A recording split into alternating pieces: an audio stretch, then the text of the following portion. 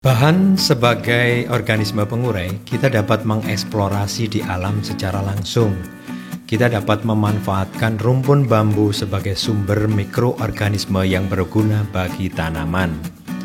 Menurut Sharma, pada reservoir tanaman bambu ditemukan cendawan antagonis seperti Aspergillus, Penicillium, dan Trichoderma, di mana kita tahu bahwa Aspergillus dan Trichoderma juga sebagai perombak yang hebat.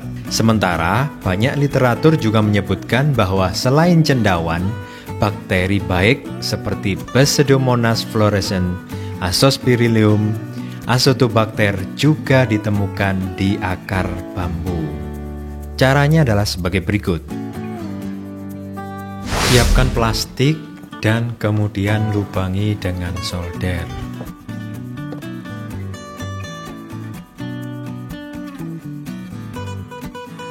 Kemudian isi plastik yang telah dilubangi dengan nasi yang masih baik ya, bukan nasi basi. Kemudian kita menuju ke rumpun bambu, kita buat lubang dan kita letakkan nasi di dalam plastik, kemudian ditutup rapat. Di bagian atas tidak diberi lubang ya sobat semua ya. Kemudian kita tutup dengan dedaunan bambu seperti ini. Jika tidak menggunakan plastik, sobat semua bisa menggunakan bambu satu ruas. Bambu kita belah dan kita berikan sedikit lubang pada sisi-sisinya.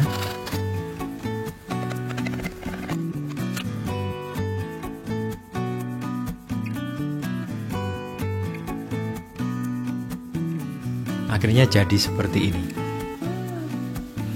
Kemudian bambu di tengahnya kita isi dengan nasi yang masih bagus, nasi baru yang sudah didinginkan. Kita tutup dan nantinya akan kita letakkan di bawah rumpun bambu. Seperti ini, kita letakkan di bawah rumpun bambu dan kita tutup dengan seresah dedaunan bambu.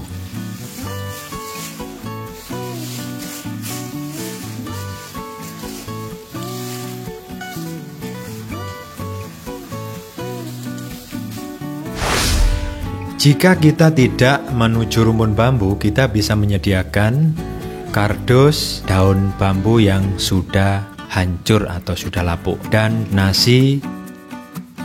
Kemudian nasi kita bentuk bulatan dengan kepal-kepal seperti ini. Tujuannya adalah untuk memudahkan nanti di saat pemanenan Trichoderma atau organisme lain yang bermanfaat yang kita tangkap.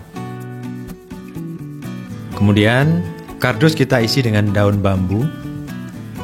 Di atasnya kita isi dengan nasi yang sudah kita kepal-kepal sedemikian rupa. Kita tata dengan rapi. Bagian atasnya kita berikan daun bambu lagi. Kemudian di atas daun bambu kita berikan nasi lagi.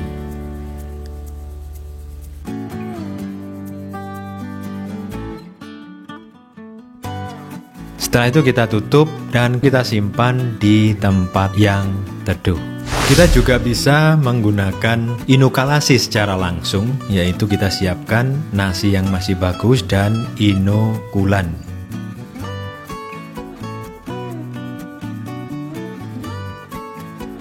Artinya Trichoderma atau bahan lain yang memang kita beli di pasaran. Kemudian kita inokulasikan seperti ini.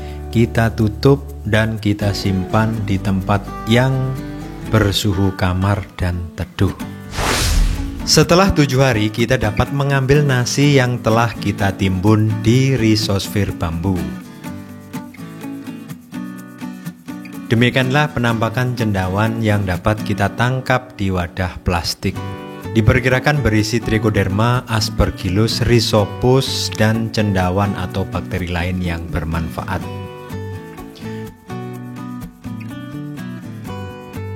Berikut adalah penampakan cendawan yang kita tangkap dengan bambu.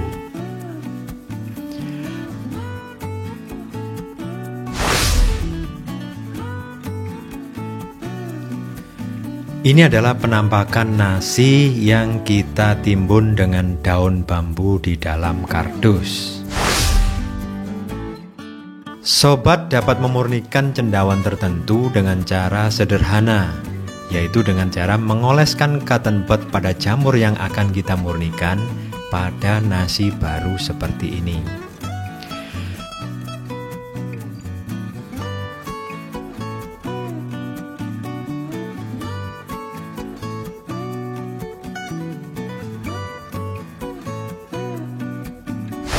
Sobat dapat juga langsung mencampur dengan larutan molase 20-30 cc per liter dan digunakan sebagai dekomposer.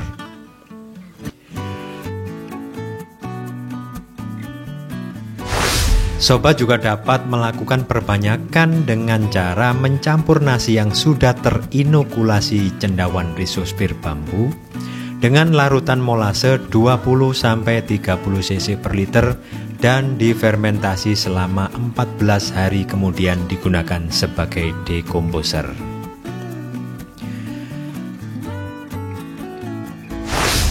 Dekomposer juga dapat diperoleh dari mol mikroorganisme lokal dengan menggunakan limbah buah atau sayur.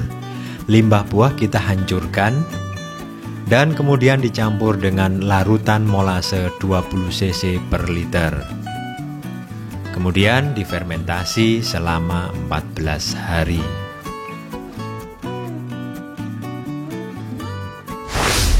Atau sobat dapat memperbanyak dekomposer dengan perbanyakan EM. Caranya sederhana. Campurkan larutan molase 20-30 cc per liter dengan 20-30 cc EM dan dibiarkan selama 14 hari. Jadi banyak sekali jalan yang dapat kita lakukan untuk mendapatkan dekomposer.